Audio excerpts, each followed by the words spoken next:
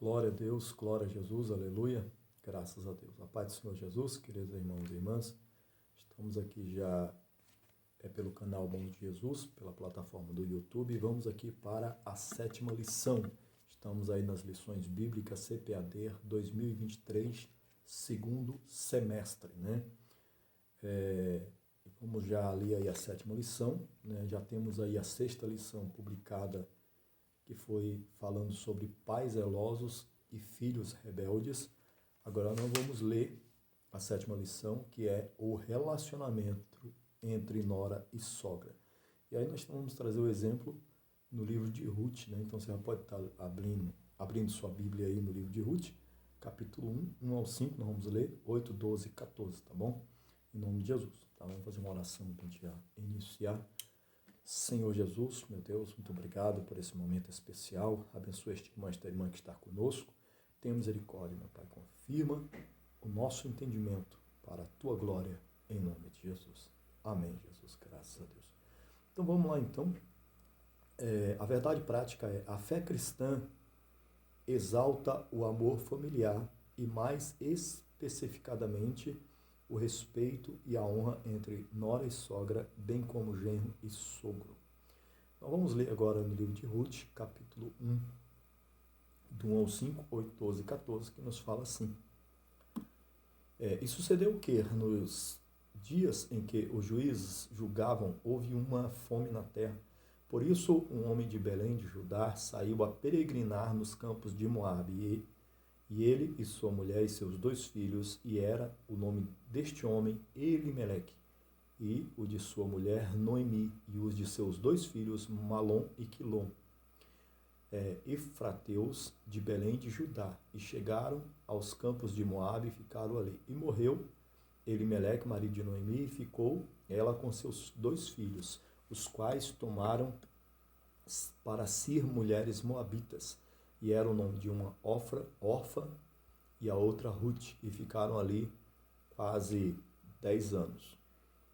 E morreram também ambos, Malom e Quilom, ficando assim a mulher desamparada dos seus 2 filhos e de seu marido.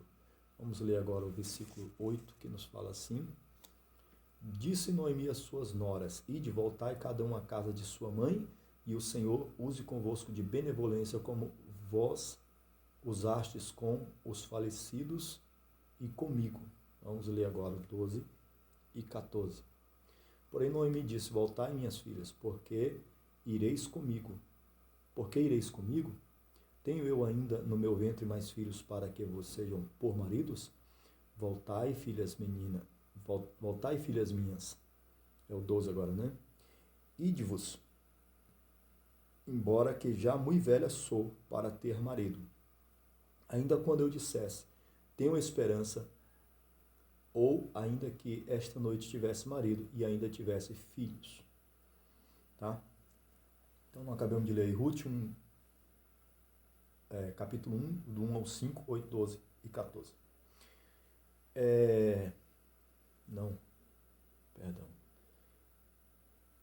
Eu li o 12, agora falta o 14. Né? Então, levantaram a sua voz e tornaram a chorar, e Orfa beijou a sua sogra, porém Ruth se apegou a ela. É o 14, né? Tinha lido aí só o 12. Então vamos lá então. Vamos falar um pouquinho sobre esse livro de Ruth. A história vem nos falar, né, a respeito dessa fidelidade das servas de Deus, Ruth e Noemi, né? Mas vamos ler aqui o texto e depois eu vou estar comentando aqui. Nesta lição, a introdução agora, né? Nesta lição estudaremos uma das mais belas histórias bíblicas em que se exalta o amor e a virtude da mulher moabita chamada Ruth. É a história de um drama familiar que envolve o luto, a subsistência e a desesperança. Trata-se de uma crise generalizada de pobreza, doença, viuvez e morte, né? Quero pedir perdão, né? Porque esse dia eu tive bastante resfriado, ainda estou graças a Deus, estou quase 100%, mas estou me recuperando ainda. Mas estamos bem, né? Então, aqui vai falar aqui de viuvez, morte, pobreza, né? Esse livro aí trata tudo isso. Contudo, nesse drama familiar, a obstinação de Ruth se destaca, pois ela foi capaz de superar a dificuldade com atitudes de fé, inteligência, lealdade, persistência e esperança. É a narrativa bíblica de uma nora que cultivava um verdadeiro amor no coração pela sua sogra e, por isso, foi capaz de enfrentar a crise da escassez numa terra inóspita, né? Longe de seu povo original. Temos muito o que aprender com o relato bíblico do relacionamento entre Ruth e sua sogra e Noemi. Sua sogra Noemi, aliás, né? Deu um pouquinho d'água aqui. Uma melhorada, né? Glória a Deus. Vamos lá, então. Glória a Deus. Estamos sempre em oração à meia-noite, né? Então, graças a Deus, estamos firmes aí.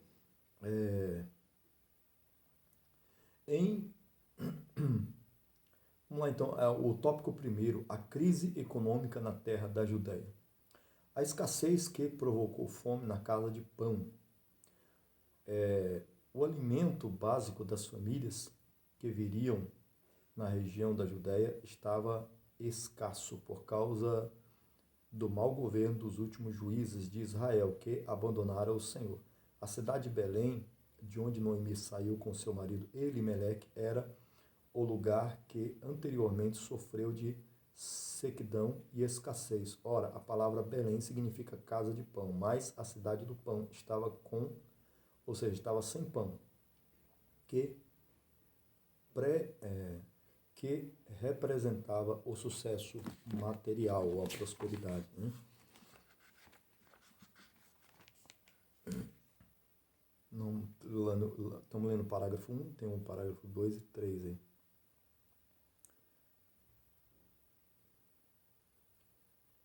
Aliás, tem mais o parágrafo 2, né? A cidade deixou de ser um celeiro de grãos para ser um lugar de escassez e fome, carestia e seca por toda parte da terra de Canaã. Na Bíblia, às vezes, a fome é um modo de Deus disciplinar o povo que pecou contra ele. Naquele tempo, Israel havia se afastado da comunhão com Deus e chegado ao ponto de cultuar os ídolos pagãos. A bem da verdade, nem todos agiam do mesmo modo, mas a disciplina era para todos. A crise de uma família. Parágrafo 2 agora, né? A família do livro de Ruth era constituída por Elimeleque, Noemi e os filhos Malom e Quilom. Enquanto estavam na Judéia, a crise econômica obrigou Elimeleque a tomar uma decisão em busca de solução para a subsistência da sua família em outro lugar. Em vez de ficar parado, ele tomou o caminho que parecia mais racional, o caminho das terras de Moabe. Elimeleque conheceu o Senhor, mas não o buscou para tomar aquela importante decisão. Ao chegar em Moabe, a experiência não foi fácil. Ali, em Moabe, a família encontrou a morte, luto, viuvez, envolveram a vida dessa família, enquanto Elimeleque faleceu e Noemi ficou viúva e com os 2 filhos. O casamento de seus 2 filhos com 2 moabitas trouxe a esperança de volta ao coração de Noemi, mas de repente os 2 filhos falecem, deixando as esposas viúvas. Agora eram 3 viúvas que, no contexto da época, tornavam enormes dificuldades de sobrevivência. Essa história nos mostra que uma família pode estar no centro de um profundo sofrimento e que isso pode afetar o relacionamento de pessoas muito próximas, como a nora e sogra, genro, sogro, como se comportar diante dessas circunstâncias. Vamos para o tópico 2, superando as crises existenciais. Eu vou correr um pouco aqui na leitura e depois a gente faz um comentário geral, né? Em nome de Jesus, para a gente ser mais rápido aí, para o vídeo não ficar muito longo, né? Então, aqui nós vamos ler aqui o tópico superando as crises existenciais, o tópico 1, 2 e 3, né? Noemi decide voltar à sua terra.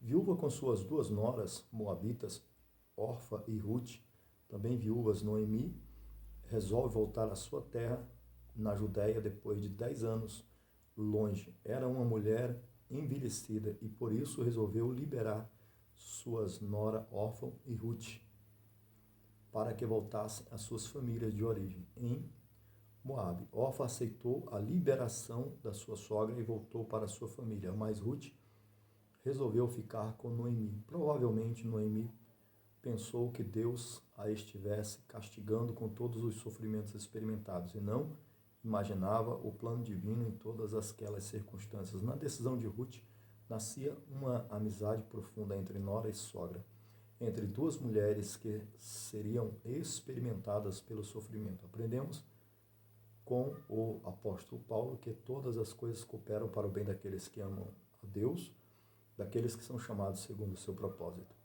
Nós vemos aqui, como um breve comentário aqui, no primeiro tópico aqui, resumindo, a crise econômica na terra da Judéia, ele explica aqui que Elimeleque, diante da escassez, diante das dificuldades financeiras da cidade, também própria dele, ele vai e busca refúgio, né, em outra cidade que ele tomou por raciocínio lógico, a terra de Moabe.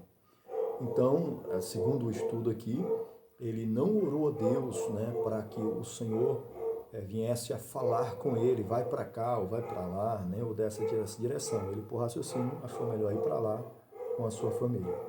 Então, esse é o tópico 1 que nós lemos aqui, sobre a crise econômica na terra da Judéia. Então, antes de tomar a decisão, devemos orar ao Senhor, né, ao Senhor Jesus, para que nós venhamos tomar as decisões certas e esperar o Senhor responder, né? O tópico 2 fala superando as crises existenciais. Então, aqui vai falar, o parágrafo 1º, de uma decisão que Ruth toma, né, para estar com a sua sogra Noemi, né? E aí nasce-se uma amizade, eu creio que não só uma amizade, mas sim um aprendizado de uma mulher de Deus, que era Noemi, né? Então, Noemi dá um bom exemplo para Ruth, a sua nora, né? Já diferente da Orfa, né? A Orfa toma a decisão de voltar para a família de Moabe.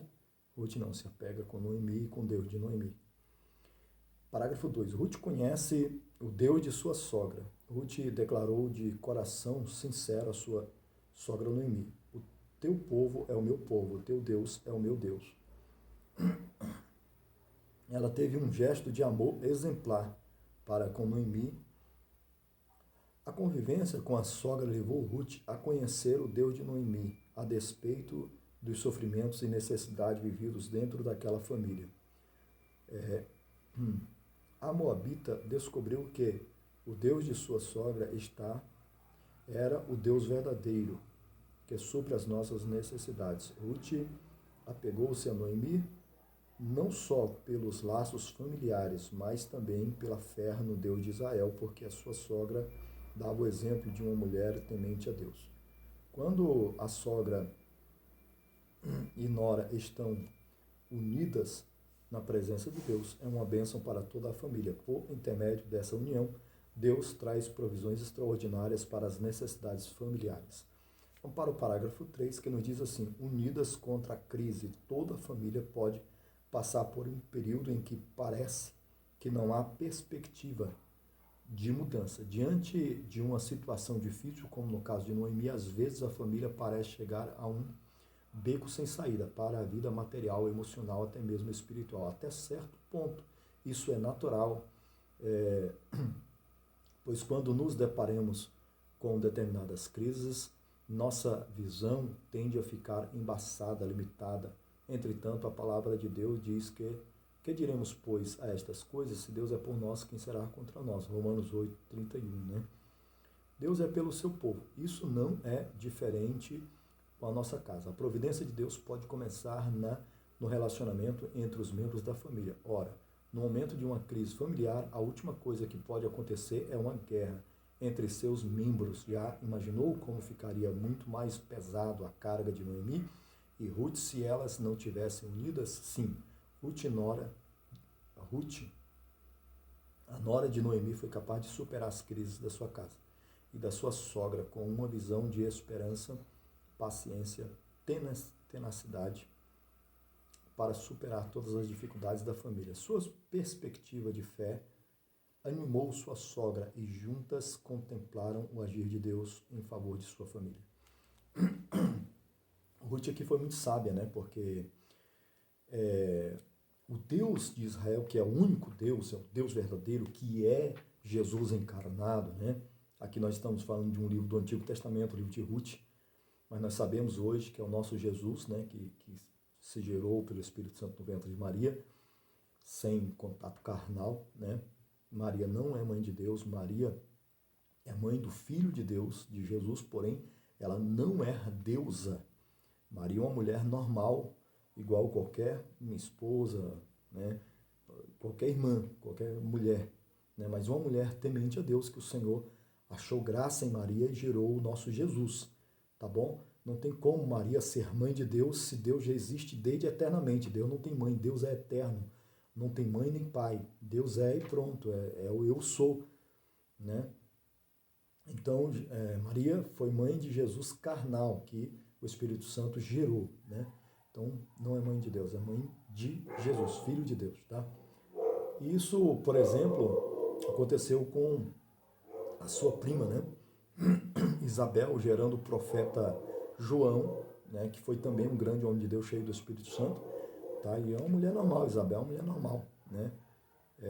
Então é assim que Deus age e trata conosco. Bem, não é esse o tempo, né? Mas o que eu quero dizer é o seguinte, que o nosso Deus é o único Deus. E Ruth teve a sabedoria, ou seja, Deus revelou a Ruth o Deus verdadeiro.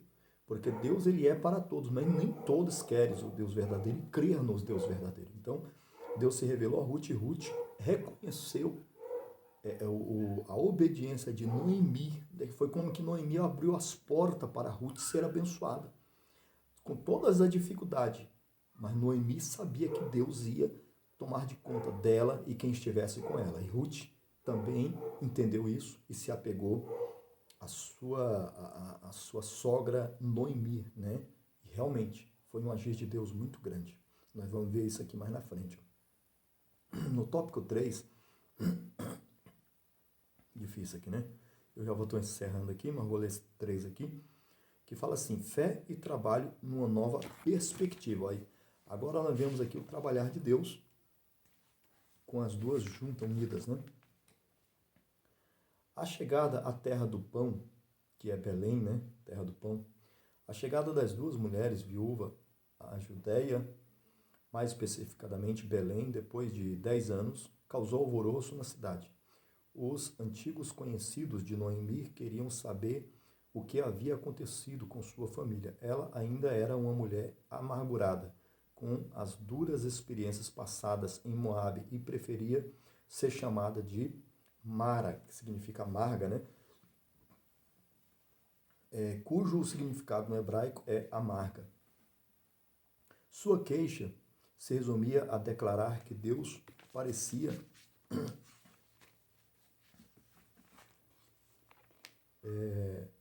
tê-la abandonado. Entretanto, o Senhor estava no comando da sua vida para um propósito maior do que ela poderia imaginar. Sua humilhação e tristeza começaram a ser transformados em alegria. Assim, quando Noemi e Ruth empreenderam, né, a viagem para a Judéia, havia uma nova esperança em seus corações. Ruth se tornara uma mulher de fé disposta a superar a crise de subsistência, confiando literalmente no Deus de sua sogra. Então, sogra e nora agora estão juntas, vivendo uma só fé na Bíblia. Recuperando a autoestima, parágrafo 2, né? Ruth deu uma demonstração de carinho e amor por Noemi que a fez entender que ainda havia esperança. Elas haviam chegado a Belém no princípio da colheita das cevadas. Se em Moabe a situação era precária, em Belém havia esperança de não faltar nada. Para ambas, Ruth usou sua perspicácia para suprir as necessidades da casa. Essa atitude contribuiu para que Noemi relevasse seu estado de espírito, a sua autoestima e, muito importante, que na família haja pessoa disposta a animar as outras. Parágrafo 3. A honra do trabalho no campo de Boaz. Havia um campo que pertencia a um parente de Elimeleque, chamado Boaz. Ruth foi para esse campo de cevada, a fim de ajuntar as espigas. Espigas aqui, eram as espigas de trigo, tá? Que os segadores abandonavam. Prática permitida e concedida aos pobres pela lei mosaica. Assim, Ruth se dispõe a trabalhar pelo seu sustento e de sua sogra. Ela teve iniciativa e persistência, não teve medo de correr risco, estava determinada, disposta para alcançar o objetivo desejado. Mais adiante, descobrir a generosidade dessa estrangeira com sua sogra. Boaz ofereceu seu campo, sua proteção e se tornou o provedor de Noemi e Ruth. Vamos ler aqui agora o tópico 4. Ruth encontra o remidor da família, né? Parágrafo 1, 2 e 3, e já vou para a conclusão. Né? Ruth descobre o remidor de Noemi. Ao se dispor a apanhar restos das espigas, não é espiga de milho, né? Mas espigas quer dizer molhos, né? Molhos de trigo, deixados pelos empregados de Boaz. Ruth descobre que ele era parente de Elimeleque e, por isso, segundo a lei, Boaz podia redimir essa herança para que ficasse dentro da família e a viúva não ficasse mais desamparada. Ele fez todo o procedimento a respeito da propriedade conforme orientava a lei. Aqui podemos perceber que Boaz é um tipo de Cristo, o nosso Redentor, que, sendo rico, se fez pobre para nos fazer herdeiro das suas riquezas espirituais, as riquezas de Cristo para a nossa família. Parágrafo 2. Boaz redime Ruth, a Moabita. Boaz foi para a porta da cidade, onde se reuniam os anciãos do povo, na forma de um júri, os quais julgavam as causas do povo. O remidor, por direito, era outro homem, porque aquela parte da terra que pertencia a Elimeleque estava à venda. Portanto, a herança representada por aquele pedaço de terra pertence ao outro. Mas Boaz se dispôs a casar-se com Ruth para que aquela terra fosse dele, convencendo os anciãos e o antigo dono, mas que Boaz redimiria Ruth, pagando o preço daquela terra e direito de resgate da viúva. Foi assim que Ruth, a Moabita, entrou para a genealogia de Jesus, Mateus 1,5, após casar-se com Boaz. Ela deu à luz a um filho, o qual recebeu o nome de Obed, o pai de Jessé, e esse o pai de Davi, o grande rei de Israel. Quando Jesus se manifestou na terra, tornou-se conhecido como filho de Davi, formando os elos da linhagem do Messias. Parágrafo 3.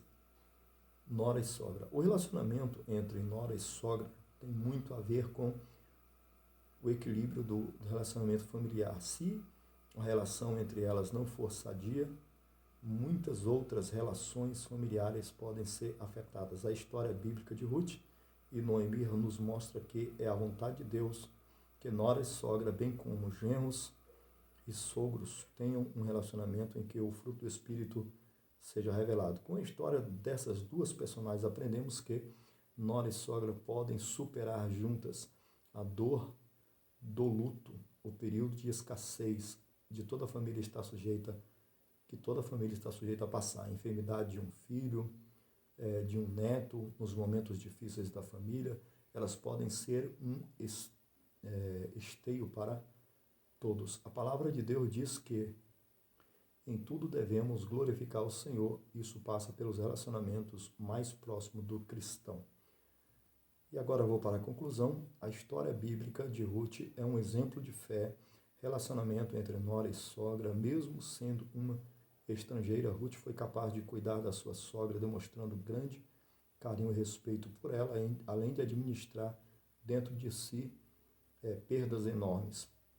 O cunhado e o marido, mas diante de tudo isso, Deus honrou o seu trabalho pelo qual sustentou a si mesmo e a casa de Noemi. Portanto, a vontade de Deus é que sogras e nora, né?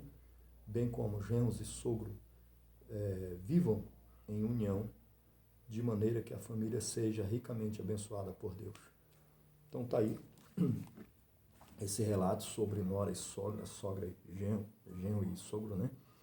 Mas a verdade é que o livro de Ruth nos traz aí uma revelação para os nossos dias. Você vê que Ruth nada a ver tinha com o povo de Israel, nada a ver tinha com a linhagem de Davi, com Jesus. Mas ela entrou na linhagem. Por quê? Porque ela creu no Deus de Israel e Deus a exaltou soberanamente. Ela aprendeu com Noemi, sua sogra, a ser serva de Deus, a amar o Deus de Israel, a amar os servos de Deus, que foi Boaz, que Deus usou Boaz, que era ali israelita, da família de Noemi, né? E Boaz conseguiu aí, comprando os direitos da terra, como foi falado ali, para poder redimir Ruth. É uma lei que tem em Israel. Né? Israel há uma linhagem, né, das 12 tribos, e se você é dessa linhagem, você tem direitos. Você tem direitos à terra de Israel, né? Isso até hoje. Né?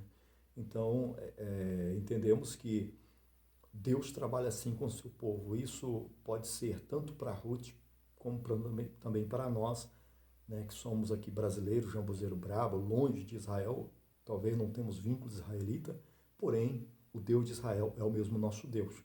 Né? Então nós viemos olhar para o povo de Israel e reconhecer o seu Deus amoroso, eterno, justo, bom, poderoso, para também nos redimir.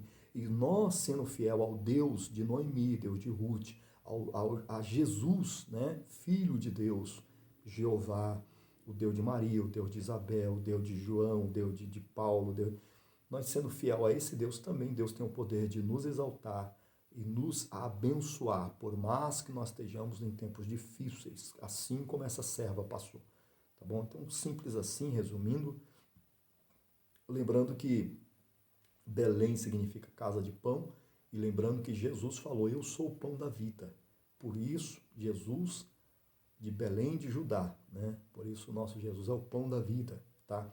Para nós aqui que estamos longe, não sacrificamos, não entramos no templo de Jerusalém, não nascemos no Antigo Testamento, já nascemos no Novo, depois de Cristo, depois de toda essa história acontecida, mas Jesus é o mesmo ontem, hoje e eternamente.